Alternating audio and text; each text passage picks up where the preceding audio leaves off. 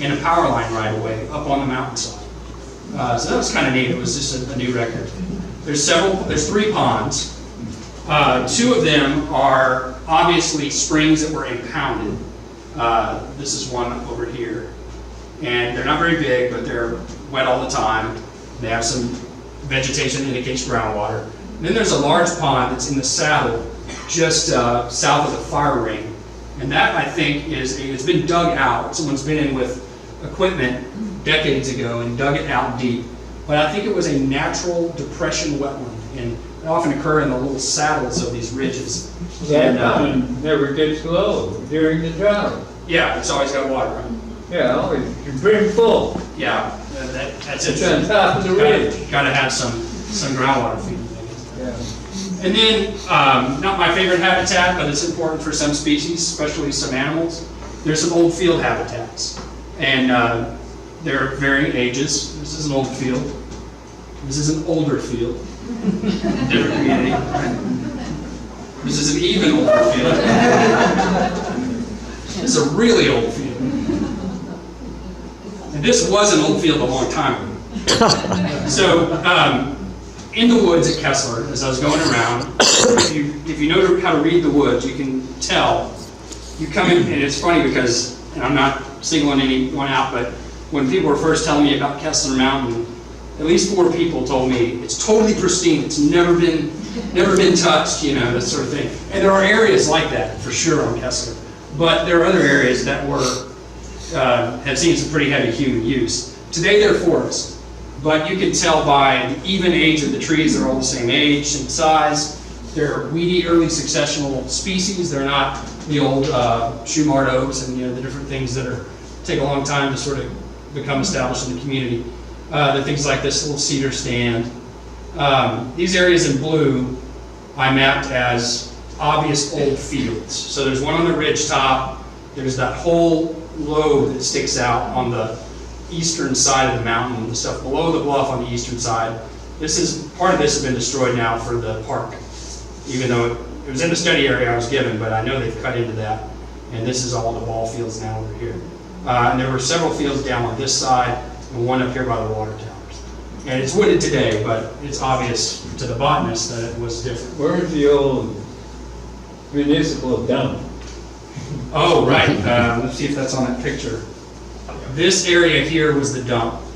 Okay. It's been cleared now and restored. So the bluff above the dump, The bluffs above where the I found Yellowwood. That's where I found it too. Still there. Yeah, that's funny. That's exactly where I found it. Yeah, it was like up in here somewhere. Anyway, this is a 2006 image with infrared film of these woods on the. Here's a bluff line sort of between. This is trails on top of the bluff. So the bluff line's here, and then this is below the bluff over here on the west side. And the red is cedar. It's green in the winter, so it's red on the infrared picture. And but then I found this old picture from 1965. And you can see then it was already grown up, but it was still kind of open. And this was evidently an agricultural field or an orchard or something down here. You can see the rows in it. So it's neat to find those old pictures. That's the oldest one I could find, but they do have them going back to the 40s. Here's another one of the ridge on, this is that lobe of ridge on the east side of the mountain. It's all wooded today. 1995 picture. 1968, it was a big open field, and it had bulldozed piles of brush in it. So since that time, it had become forested. There's also other signs of past use. There's an old road, several old roads actually, but there's one big one on a ridge. You can see all the rocks been pulled out of it. It's an old road. That's now the Trent Trail.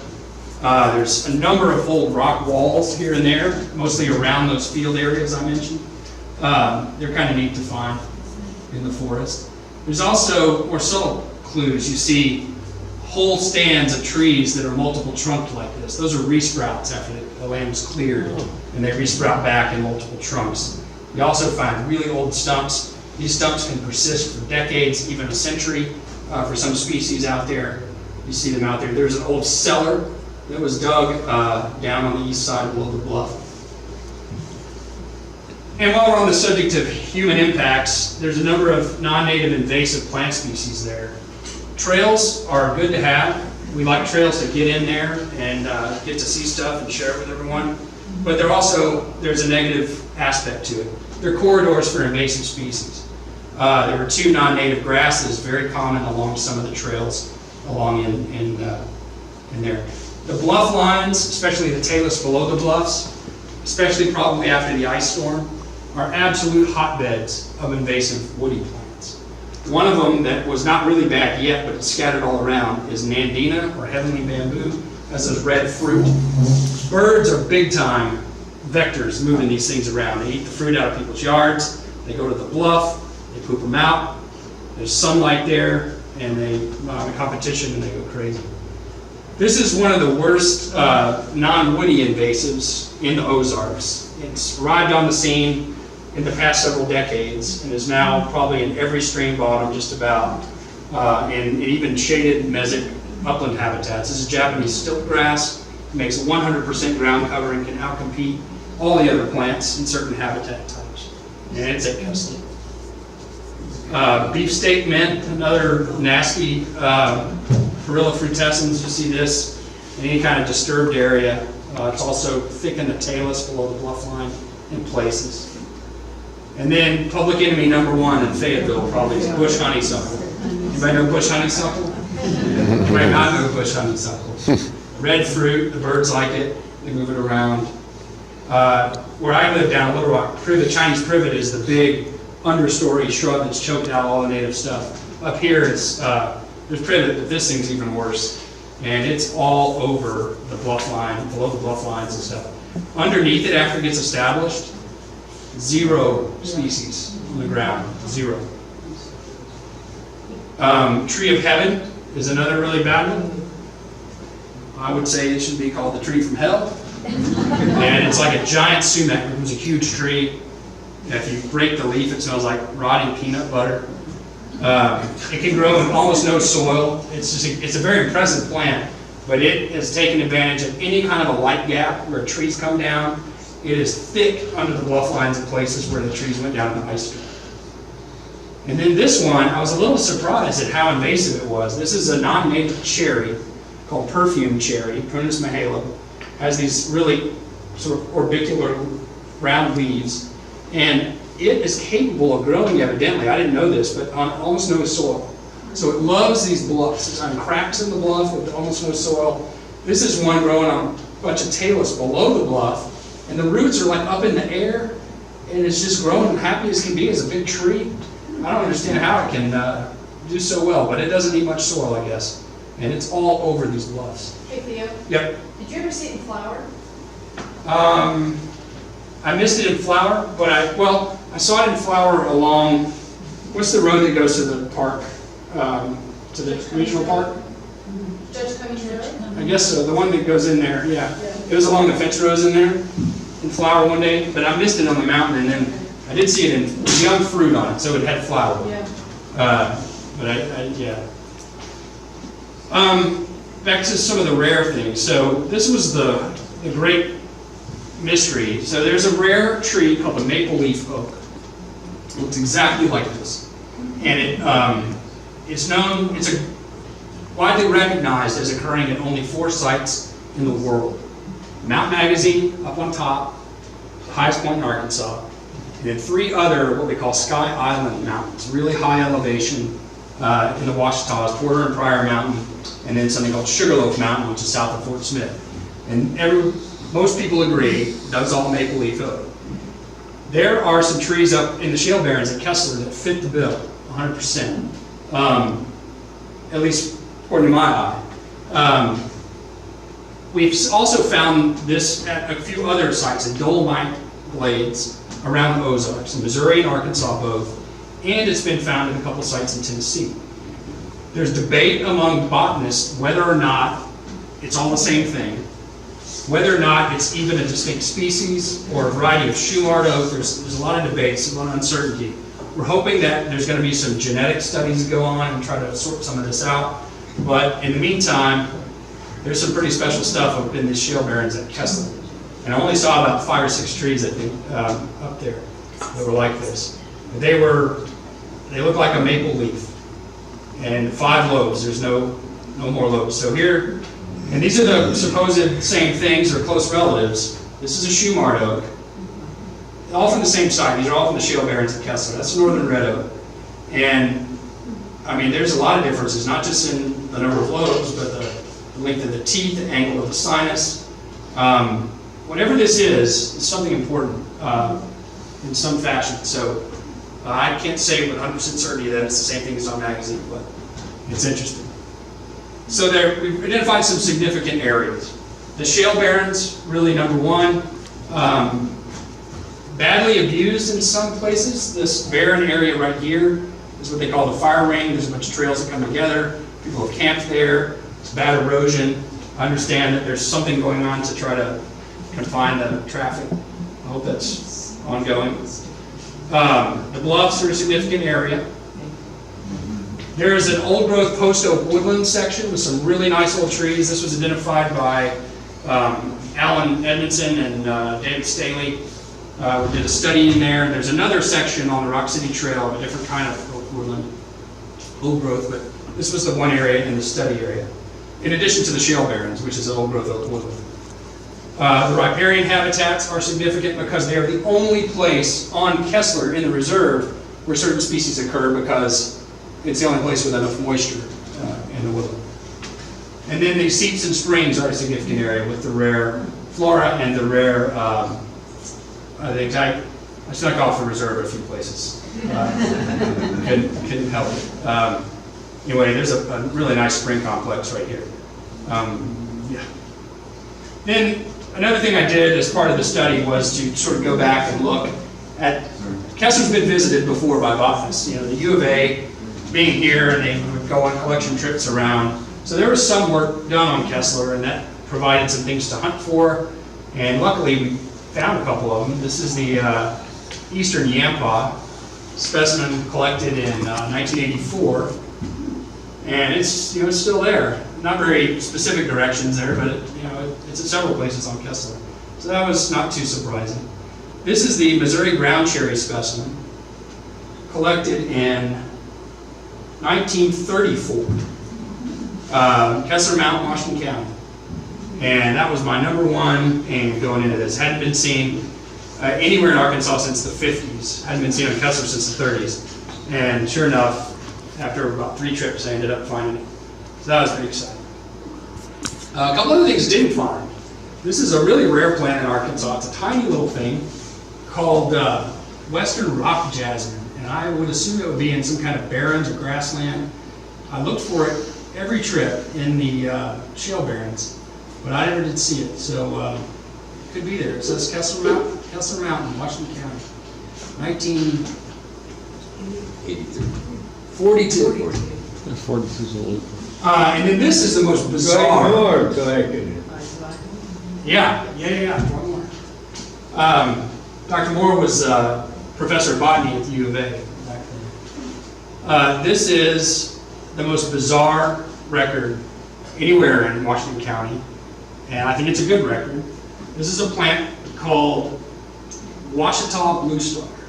It's considered to be endemic or restricted to the Washita Mountains in riparian grasslands, rocky stream banks, wet glades, and all the sites known today are in about 12 counties in the Washita Mountains, nowhere else in the world. And this particular specimen was collected at Parksdale, Washington County, open fields, base Kessler Mountain. And that's on the east side of Kessler Mountain, maybe just over the highway, but in that area. And that was probably wet prairie. That was wet prairie historically. And in 1950, this was collected there. That would be a huge find. So if anyone wants to look up Washita Blue Star, it's a great big plant, really showy. You wouldn't miss it, and it would be along an open, wet grassland or a riparian open stream bank. And if you find it, call me immediately. Another neat one, I found this on Kessler. It turned out there was an old specimen. I don't have an image of it. I didn't know that until after the study was done. And the specimen was from this end of Kessler Mountain, near the near the road that we're on here, going up the hill. I don't know if anyone else has ever seen it here, but it's one of our showiest native lilies. It's pretty darn rare in Arkansas. And there was one patch that I ever saw in Kessler in a little seed, and it didn't have enough light to flower. And to make sure I had the identification right, I took a small one out of the edge of the colony, and it flowered this year, and that's it right there. It's definitely Michigan lily. Pretty cool. Yeah. Bring it back. Yeah, I'll do that. Go It's to a nice Michigan, ball. you'll find them all over the place. What's that? Go to Michigan. Oh, Michigan, you'll find all over, yeah, right. But there are lots Not of to wrap this up, places. but there's a few other really, to me, interesting plants that were found on Kessler. And they're interesting in that they have no chlorophyll. They're not green plants, but they're vascular plants, higher plants. One is this orchid called the spring coral root orchid. It lives on decaying organic matter in the soil with a fungal symbiont that it's associated with. It helps it get nutrients, but it has no chlorophyll, doesn't photosynthesize. And then this is something called cancer root, or orobanche, and it's in the shale barrens up around the edge. Really cool little white and yellow flowers with purple striping in the spring. This is in April, and it's seldom seen. It's pretty neat. And then Indian pipe, which is, most people know that if they're into wildflowers, but that was cool to find too. There's also some neat animals. This is not a ground snake, an earth snake, and a worm snake, and a spotted salamander. And we had Mike and I had a pretty good close call with this guy, beautiful copperhead. I acknowledge a lot of help that I had on this, and that goes to people that provided data, people that made a trip to collect something for me, because I, was only able to come for 6 trips and 15 days total under the contract. But and I couldn't have done the assessment to the degree it was done without help from a lot of different people, and I appreciate everybody's help. I check out the Natural Heritage Commission website if you haven't. We have 71 nature preserves around the state. They're all open to the public, and we encourage you to go check them out. And there's a lot of good information on rare species and habitats of Arkansas as well. I'd be happy to stick around and talk and answer questions or whatever else, but you guys have something special.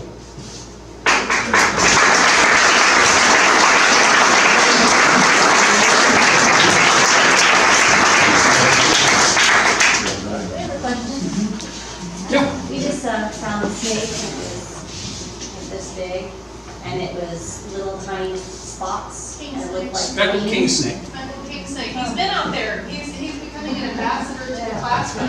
He wasn't scared. He's not scared. I know we carry him around and pass him Oh, around. really? Oh, cool. They'll do their tail like a rattlesnake in the Oh, leaf, funny. and the leaves to shake. Yeah, but they will eat copperhead. They'll eat venomous snakes. Are there any other questions for Theo? I have one. Yeah. The Maple Leaf Oak. Yep. How important is it that you found shoe mark oak right next to it? In saying that this is probably Maple Leaf Oak. Does it matter? Yeah, I don't know. It could be. It could be that it's a hybrid. It could be it's a hybrid of Schumann and something else. It would take genetic analysis to figure that out. Could be important. It looks as if it has greater symmetry. Yeah, it does. than a shoe mark. And there were several. If you think about you expect a hybrid, you might find one, but there was a number of them scattered around. So it could be. I don't know. Always end up with more questions than answers. But it's important that somebody with the knowledge, the background, all that information in his head went up there and found all this stuff. That's key.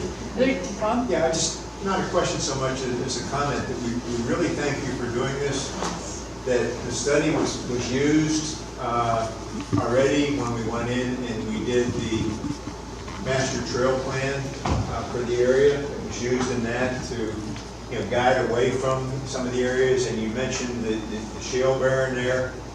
I think the first step of the implementation of the trail plan, one of the parts of it is to move the trails that were in that area away from the barren, shale barren.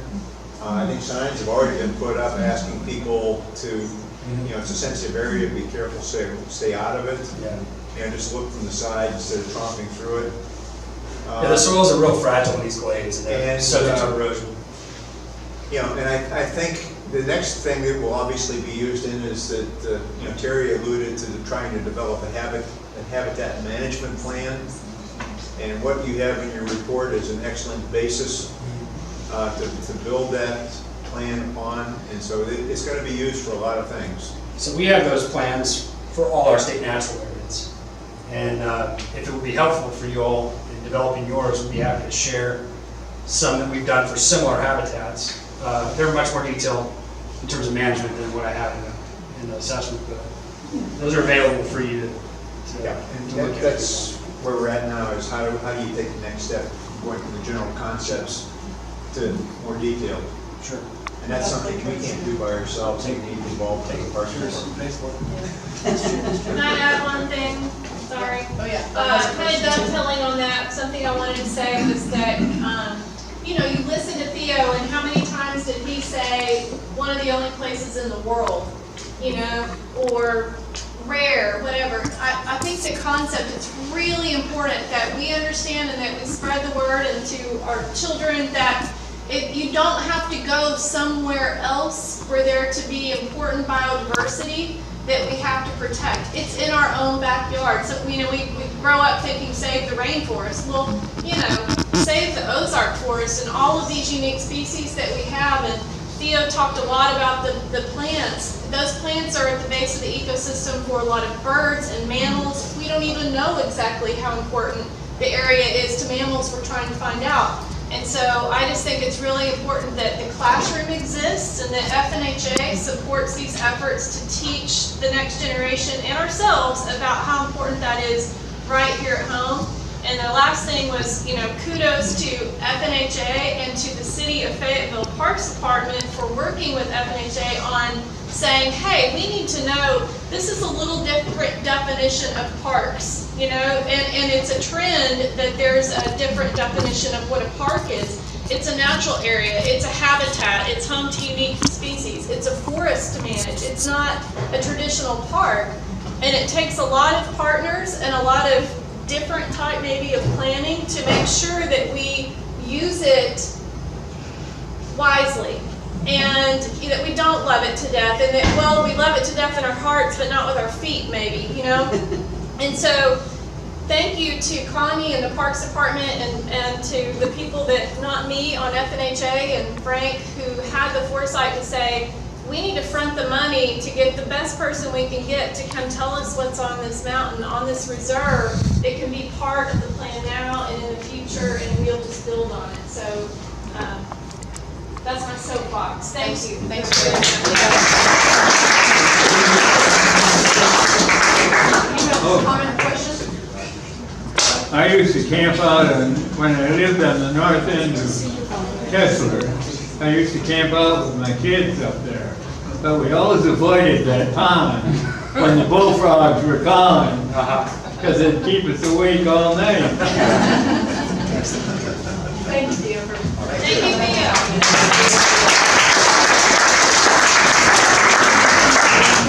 So, two take-homes I'm going to take with me are, there are still important natural areas in Fayetteville and around to serve, and we're really lucky to have Theo working in the office. Is that a queen Thanks snake? for being out here tonight. Thanks for coming out. And we'll see you next year.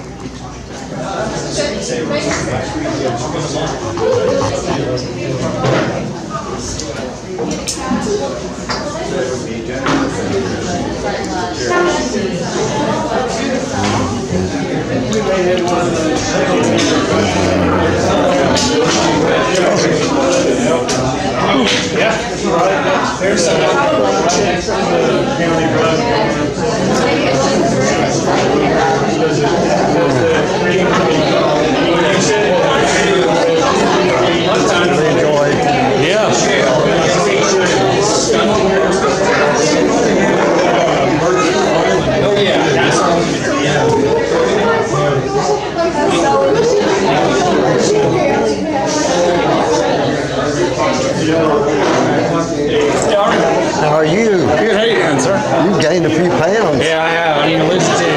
Well, I've lost too many. Yeah. About, like I was in the about the 6th grade. Yeah. Just went away, yeah. Yeah, it's not good. Well, I'm glad to see you. And, Likewise, yeah, good to see you. I'm trying to resist asking you to identify things. Don't resist. Send me an email, man. Well, the trouble is, it's the same ones I asked you for 2 years ago. Well, I've forgotten, so. Well, you know what I mean? It made a difference to me. My mind is not gone. I'm glad. Be careful. All right.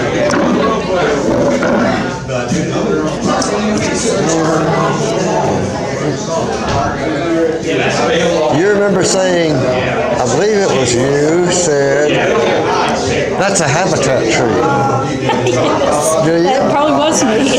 Well, I do that all the time. It was at what's World Wetland Prairie, and the tree finally came down in 2011 or something. The ice storm took it. Oh. But it was huge. And it was, I tried to measure, it was at least 13 feet. Is that right? Yeah, and you just looked at, because I had to ask you to come out to document some things because, you know, nobody else was doing it. Right, yeah, I know. And it took him forever to persuade me that, hey, we need to take out some of the cedars, okay? And now I get it better now. I mean, I knew, but I didn't, you know, birds, they're a great habitat for birds. They are great, but there's just get to be so many, everything's I know. out, yeah. They can be a pest. It's all wonderful.